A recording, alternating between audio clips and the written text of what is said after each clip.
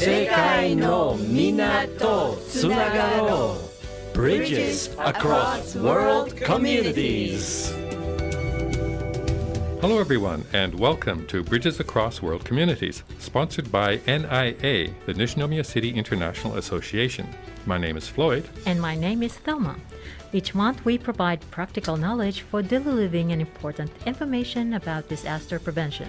This program is for English-speaking residents in the Nishinomiya area and is broadcast on the second and fourth Saturday of each month from 12 noon to 12:15. This month we'll be talking about considerations before taking a pet and preparing for typhoon seasons. And our guest is Mr. Morris Derry, originally from Malaysia and now living in Nishinomiya. 提供は西宮市国際交流協会です。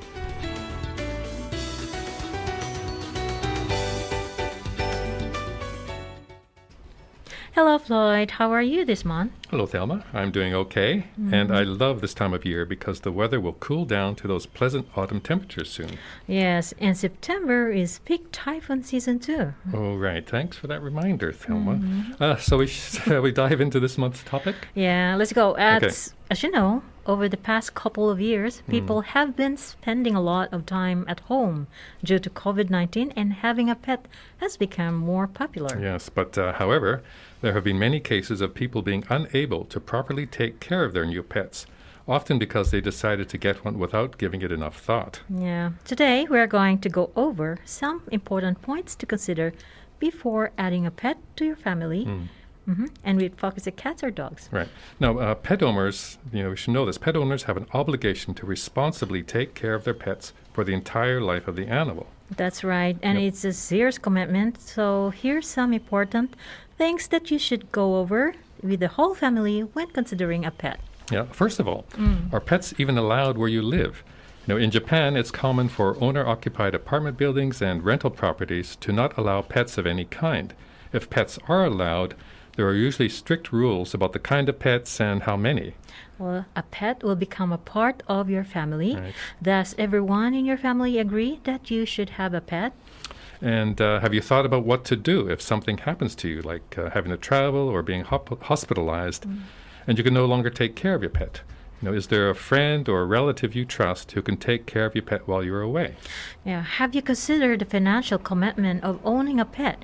On average, it will cost about 360,000 yen per year to properly take care of a dog, and about 190,000 yen per year for a cat. 高いですね. Yeah. Now, does the kind of pet you want match your lifestyle and physical ability?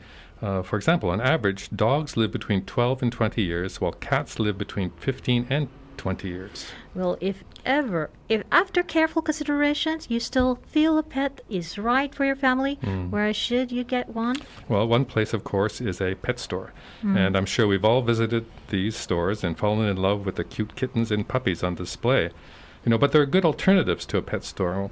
You can also get a beautiful cat or dog from an animal control center operated by your local government or from private animal welfare groups. Yeah.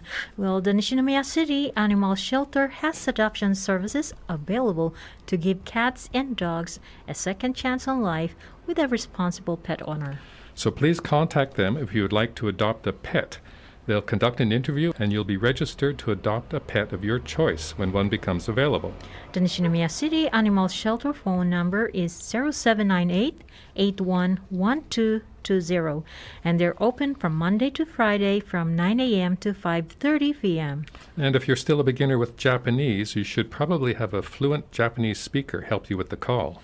By the way, if you lose your pet or see a pet that's lost, you can also call the shelter. That's good to know. Now, since the animal protection law was reformed in 2019, there have been more media coverage of the activities of animal welfare groups. And the number of dogs and cats that are put down each year has dropped to about 10% of what it was about 10 years ago. Well, that reminds me, a friend of mine has a lovely cat, and she adopted through a privately run animal welfare organization. And how did that go? Well, she said the adoption process involved things like checking their homes to make sure it would be safe for their cat, and etc., health checks and confirmation of vaccination status for the cat, and a trial period at home, and finally signing an adoption contract. Wow, that sounds pretty thorough. Yeah. Things sure are different than when we were kids. By the way, tell me, do you have any pets? Well, yeah. How about you, Floyd? What's that? Yes or no? No. Yeah. Well, I want to, but it's really hard, Yeah. Well, when our kids were young, we had all kinds of pets. We had cats, birds, tropical fish, lizards, gerbils, hamsters, and even a large land hermit crab. Now, our apartment building didn't have any rules against cats or dogs, but we ended up being more of a kind of bird family. Even now, my wife and I have a pet lovebird, a kind of a small parrot. Hi, Tama-chan. Wow, Tama-chan? Is it the usual cat's name in Japan? Yeah, but my wife thinks it's kind of funny. Okay. Oh, by the way, I almost forgot. If any of our listeners really like cats and dogs, but for various reasons they can't have a pet, there are places like dog cafes and cat cafes where the animals roam freely and you can spend time with them.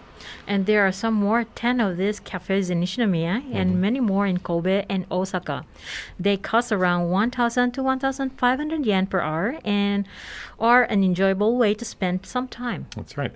Now, so in summary, before getting a pet, it's important to think it over seriously. And if you do get one, make sure you have the love and responsibility to care for it properly for its entire life. And we'd like to welcome this month's guest, Mr. Morris Derry, originally from Malaysia, and now you're living here, so we hear. Yes, I live in Koto in Nishinomiya. Nice. So how long have you been in Japan? I think about 4 years now, almost 4 years. I arrived in late 2018. Okay, late September 2018. We always like to ask people why they've come to Japan. Well, the story is that when I was in the U.S., like my dorm mate was Japanese, and we talked a lot about Japan, because of course I was curious about Japan. Like I saw Japan through TV and everything, so I asked him a lot of questions, and he said there's a lot of things that you really don't understand about Japan. So he's like, come to Japan, and I'm like, challenge accepted. So I arrived 2 years later in Kansai International Airport without knowing any Japanese. Without any Japanese? Zero. Did you have at least a place to stay when you came? Because I was going to Osaka University, so I had a dorm prepared for me. So in that regard, it was no problem. Now, you mentioned this friend, you were talking to a friend in the U.S., at school in the U.S., but how did you get from Malaysia to the U.S.? What's the history there? I was awarded a Fulbright scholarship to study at the University of Minnesota. Wow. So that's how. Minnesota? Yes. From Malaysia to Minnesota? Yes. Did you actually spend a winter there? Yes, exactly. And you're still alive? Yeah. Good question. So the scholarship, what field was it for? It was international law and human rights. Wow. Yeah. But I didn't really do much of international law. I ended up doing a lot of international relations. Something that I'm not really good at. How much time did you spend in the U.S.? It was like a year and a half or so. Yes. And this was for what, first years of university, or what was that for? It was like the penultimate year of my degree. Yes. So did you go right from Malaysia to the U.S. for that schooling, or were you at other places before that? I used to spend some times in Australia, and then a little bit of exchange in the UK. Wow. And back to Malaysia, and then So the US. you've been to quite a few countries around the world before coming to Japan, then? I would say yes, but just short stints here and there, and some touristy stuff. So now I kind of went over you had some information here. It sounds like you have some masters and now studying your PhD at the Osaka University. Correct. And now how does that work? Are the classes in English or Japanese? Well, at the Osaka Osaka School of International Public Policy, which is like a small graduate school at Osaka University, they have programs both in English and Japanese. So you sort of are given the freedom to design your own curriculum because based on that, because we do have a lot of international students coming in, but we also want to give Japanese students an opportunity to learn alongside international students in an environment that does not make them feel too alienated. So yeah, it also gives international students some opportunity to learn Japanese. So you get to choose your classes. Wow, sounds and like I think quite that's an immersion. From that. So you've been here 4 years. I'm assuming that you're pretty much finishing up the program soon then. Yes. And what will you do after that? I'll be going to the UK to enroll in another master's degree to further specialize in my area of research. And after that, I haven't decided yet. But I think I'd like to go back to Malaysia to work. I mean, this is getting ahead of ourselves, but long term down the road, where do you think you're going to end up living? Probably back in Kuching, Sarawak, where I'm from. Oh, Kuching. Okay, actually, I was Yes. just looking at a map of Malaysia, and I was surprised to see there's two sections separated by, what you were saying, an hour and 40 minutes Yeah. of flying. So it's quite an interesting outlook for a country. So Kuching is on the east, what would you call it? East section? East Malaysia, we call it East East Malaysia. North Borneo. North? Yeah, it looks like what's on the island of Borneo? It is on the island of Borneo. And what kind of town or city is Kuching? Is it a large place or a big city? It is a big place, but it is not a big city. Like, we only have about 1 million people living in that city. It's very multicultural. Nothing interesting ever happens there. But I like it because it's very peaceful. Yes. And I really miss the food. Oh. Can you not get something similar or close to what you had there? It's here in really Japan? difficult to source some ingredients. Like, for example, lemongrass. I have to order them online, for example. So That's a big part of Thai cooking, isn't it? Lemongrass? I thought that would be easy to... yeah, because we're like right next to Thailand, so a lot of the food tend So to that's be even similar. difficult to get here in Japan. I thought wouldn't be that hard, but Like, you really have to get it from Mercari, for example, from Okinawa, and some Indian restaurants would probably sell them. Yeah. so it's a part of the world that I've never been. I'd love to go there sometime. But now, just backing up really briefly, because we only have it looks like another minute. All But right. what are you studying now at Osaka University? So the program that I am in is called the International Public Policy Program, but the area of research that I am engaged in is criminal studies, criminology, specifically in victimology, where we study the effect of crimes on victims. And is that Yes. crime in Japan, or is it more internationally? My research is a comparison between both. So here in Japan, I'm looking at what victims of oreoresagi go through in order to seek justice. And I compare that to people in my state, specifically not Malaysia, but specifically my state, because it's a very unique state in terms of the demographic. We run out of time, but let's pick this up for the second half of this interview next month, and we'll Okay. pick it up from here. All right. Okay, so we'll talk more next month. 防災情報です。Well, autumn is here, which means it's typhoon season's back again in Japan. Yeah, you mentioned that earlier. So now is a good time to prepare for the coming storms with these important tips.